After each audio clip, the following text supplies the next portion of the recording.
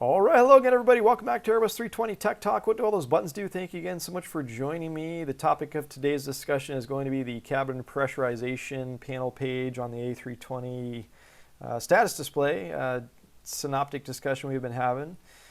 So before we get started, as always, if you like what you're hearing and seeing, please go ahead and hit that like button, leave comments down below, subscribe, all that kind of good stuff. Just helps me keep this channel moving forward and hopefully fun, engaging, and exciting for everybody out there who's watching. So with that being said, today it is March 17th, 2020. As everybody knows, the coronavirus is in full swing at this point. It's had such a tremendous impact in the industry as a whole, so I don't, it doesn't matter where you are at in the world. I'm sure you're feeling some effects to this, and of course, as I said, it's having a profound impact on our aviation industry. So hopefully this all passes just as soon as possible, but I hope everybody, most importantly, is staying healthy and safe out there wherever your life may lead you or wherever things are at for you right now. So with that being said, we'll go ahead and jump into the discussion that I have for you guys today. So as I mentioned, we're going to talk today about the cabin pressurization page on the synoptic display here. So right off the bat, a lot of the stuff that we're going to talk about today, guys, it's pretty simple and straightforward. So we'll just kind of brush through this one pretty quickly, and I'll tell you about all the icons and what they mean on the screen here. So at the very top here, we have the landing elevation line here, and this tells us a couple important pieces of information. Number one, right off the bat, it tells us the system is in the automatic mode. So what that means is, like everything on the Airbus, it's highly automated.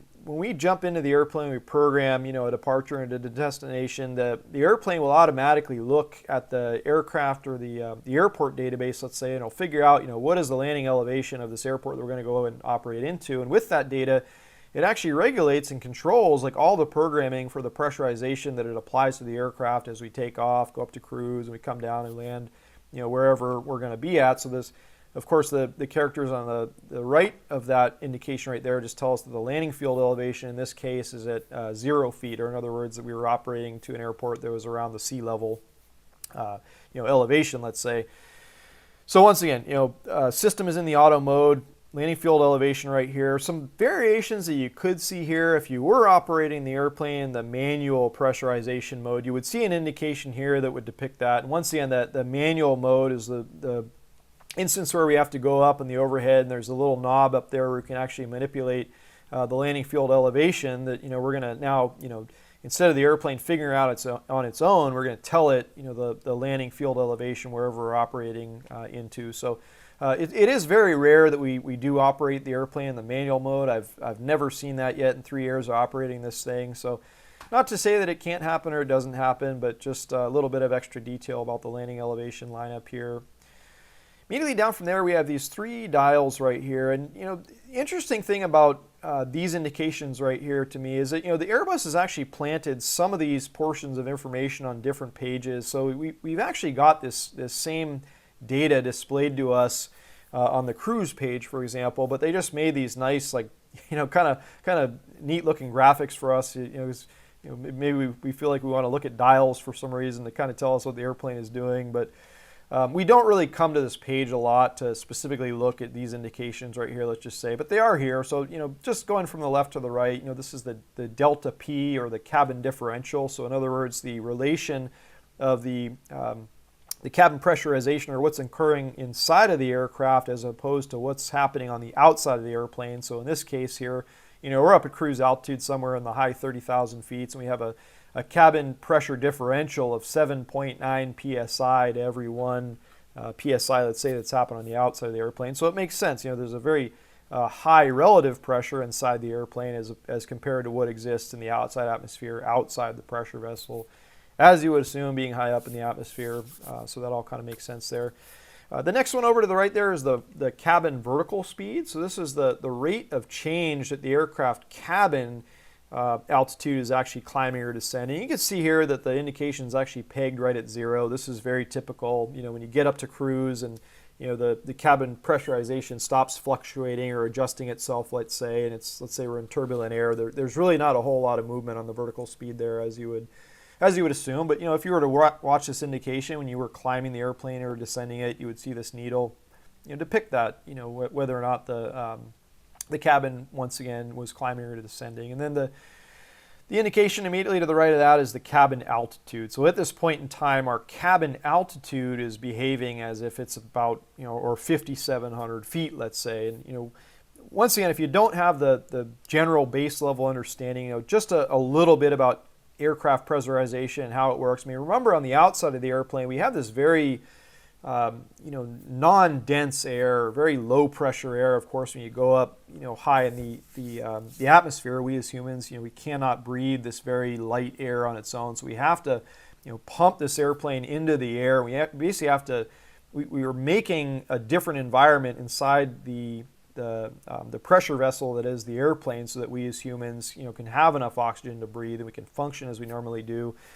So that's just, if there's any confusion in your mind, you could go back and watch some of the videos. We certainly touched on this concept a few times previously, but just I wanted you guys to have some basic understanding if there was some confusion about the cabin altitude as it compares to the actual altitude of the airplane. So once again, in our case, the air inside the airplane, even though we're up in the high 30,000 feet, is treating our bodies as if we're breathing air around 5,700 feet in a normal atmosphere. So that is what all those indications mean.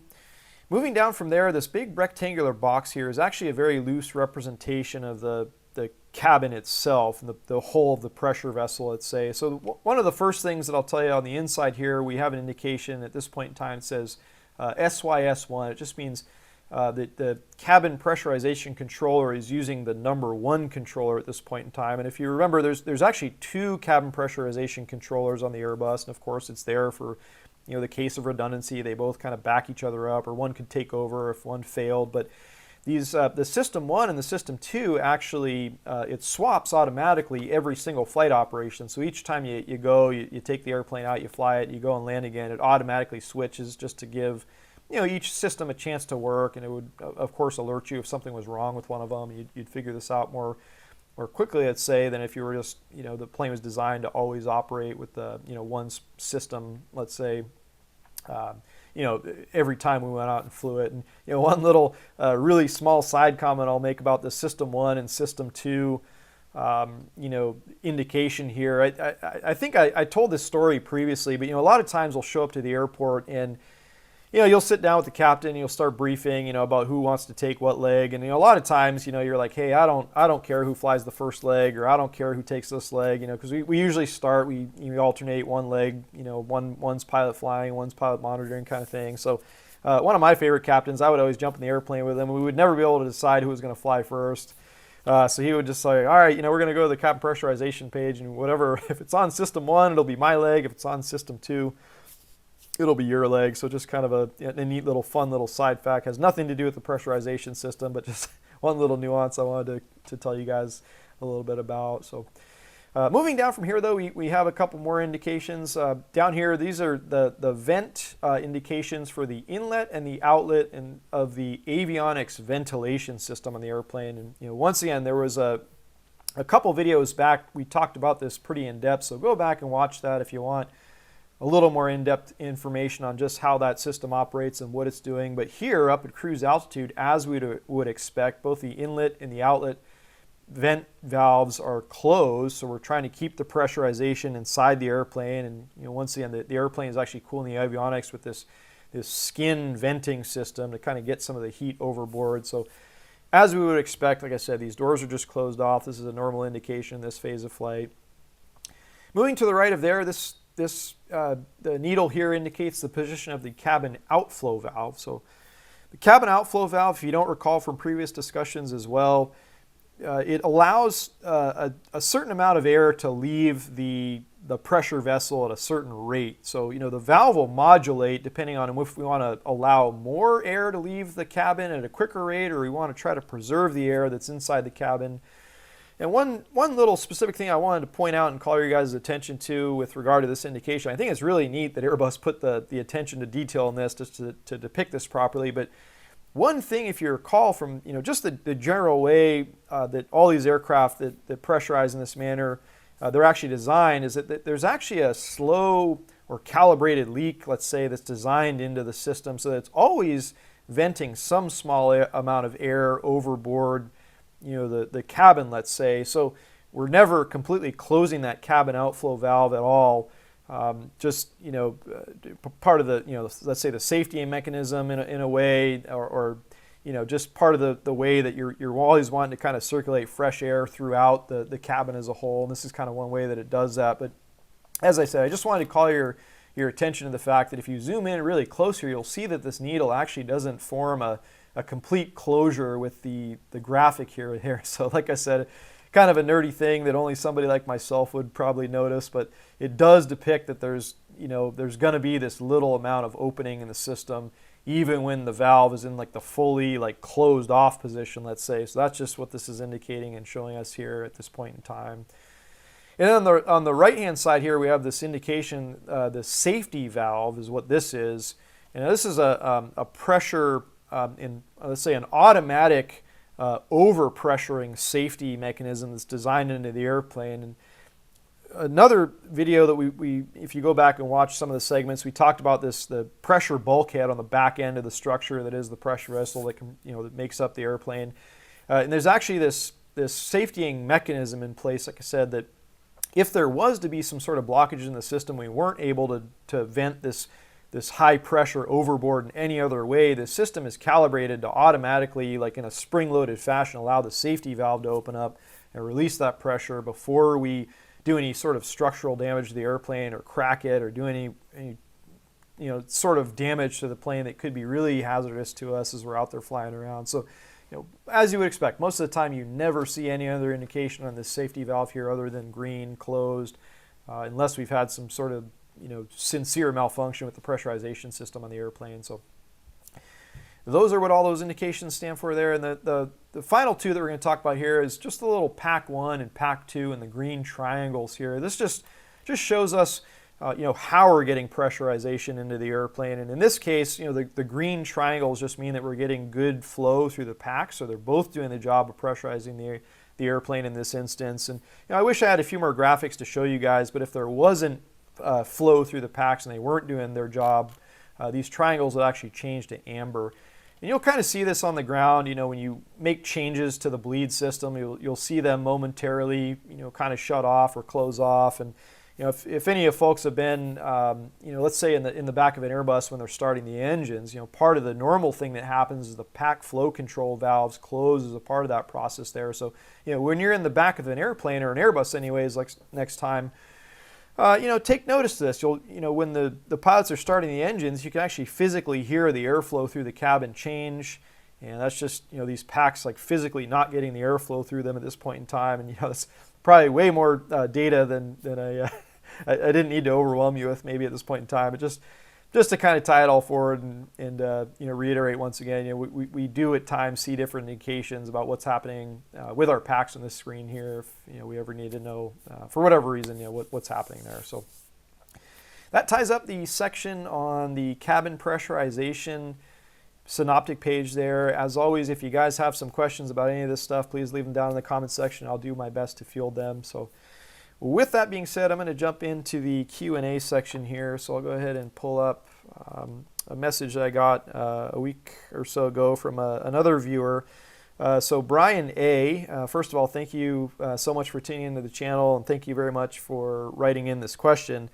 This is actually an exceptional question, very observant, Brian, and it's one that I think it deserves a little bit more in-depth discussion about.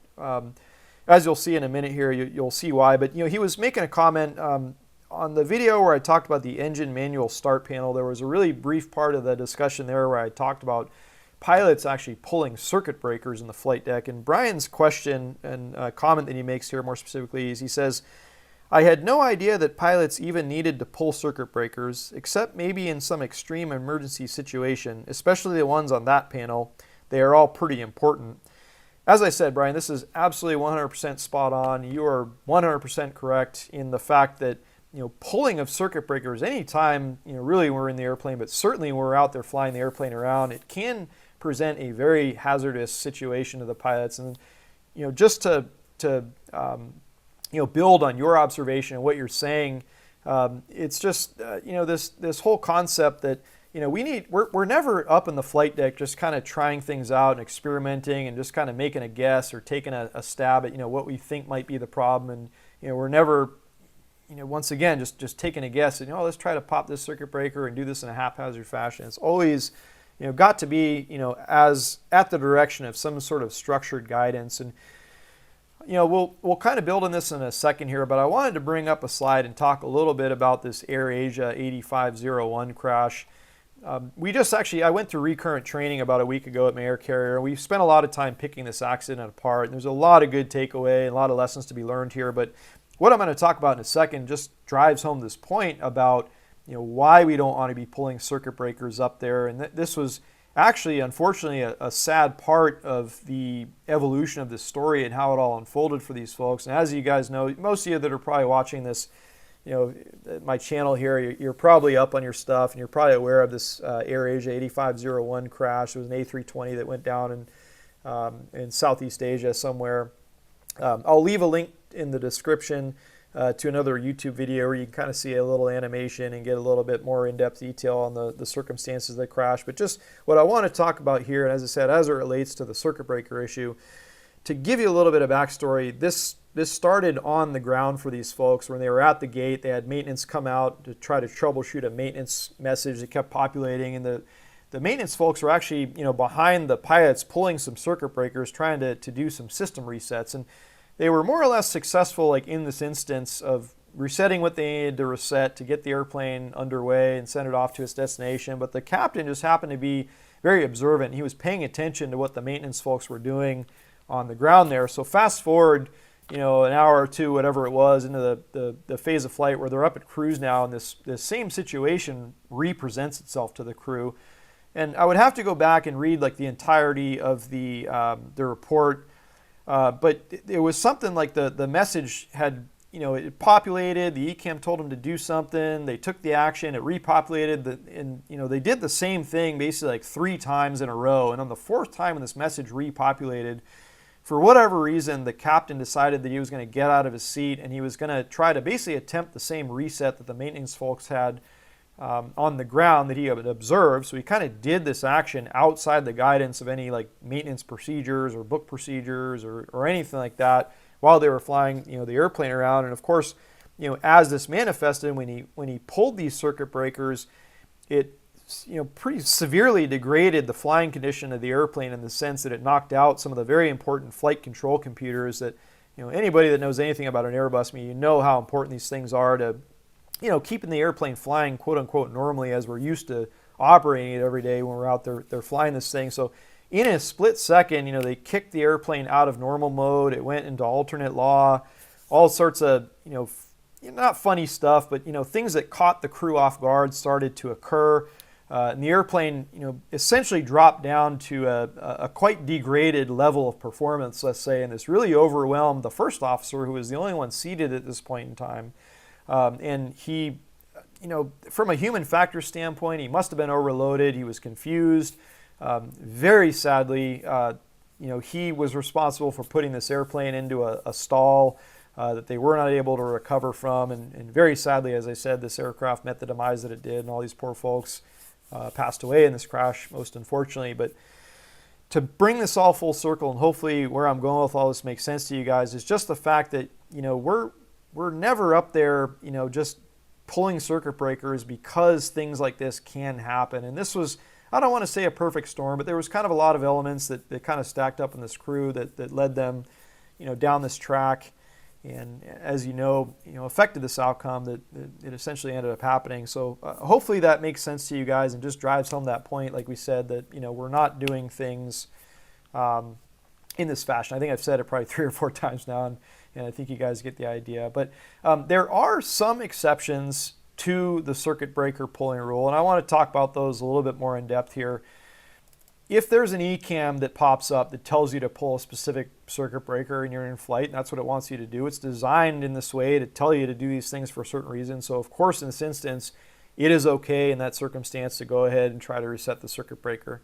There's also a section in the QRH, and I just pulled up a page at random here where there's actually all these Airbus described circuit breaker reset procedures that are actually allowed for. So Airbus, of course, has gone through all the engineering and the head work and the thoughts and all this kind of stuff. And they've determined that there's certain things that happen in the airplane that you might not be able to troubleshoot with any of the other stuff that's presented to you. So if you're in this situation and you think one of these things might help you, you go into this section of the QRH, you see if you can find the exact message that's being presented to you. And if you find something that pertains to your situation, you'll see all these notes here, and it's very specific, kind of draws it out. If you're in flight, this is acceptable to do. If you're on the ground, such and such steps are acceptable to do to try to reset the system or right the situation, whatever you're dealing with that moment. You'll see as you go through some of these as well. This one, for example, it's on the ground only. It says to do this. So this cues your mind in as a pilot, say, hey, this is probably something that's pretty important, and of course we're not going to mess with something like this when we're flying around because we don't know exactly how this is going to affect us, or Airbus has determined once again that this is something that could really severely hinder the safety of our flight. So one last thing that I'll say too is that Airbus has done such a good job designing this airplane. I think the same could be said for a lot of most every single modern airplane that's rolls off the assembly lines these days, but they're designed in a way that you can have failures happening at any given point in time. And yes, we try to troubleshoot them, and yes, we try to fix them. But if those efforts fail, it's still designed in a way to give you enough capability or functionality in the systems to yield you the resources you need to just get the airplane safely on the ground, or get you back home, and figure it out when you get on the ground once again. So it just kind of reinforces and reiterates on top of this mentality that it's like, hey, even though something has failed, I'm not just going to go jump in there and try to, test things out and give it a go and just act upon my own, brain, cognition or whatever, like fly by the seat of my pants kind of thing, because I know that Airbus has designed these things in that even if I have these failures and I can't recover certain systems, I've still got enough to get me home. So I think we've kind of beat that point to death that I wanted to talk about there. But as I said, Brian, it's an excellent question. And your head's certainly in the right place, and you've got the right idea with all this stuff as it concerns to pulling circuit breakers in the flight deck for us as pilots there. So as with always, guys, if you have some other questions, you have comments, anything else you want to know about the A320, please go ahead and leave those questions down in the comment section there. I'd be more than happy to try and field them for you. So I hope you're all having a great day. Thanks again for tuning in, and we'll talk real soon.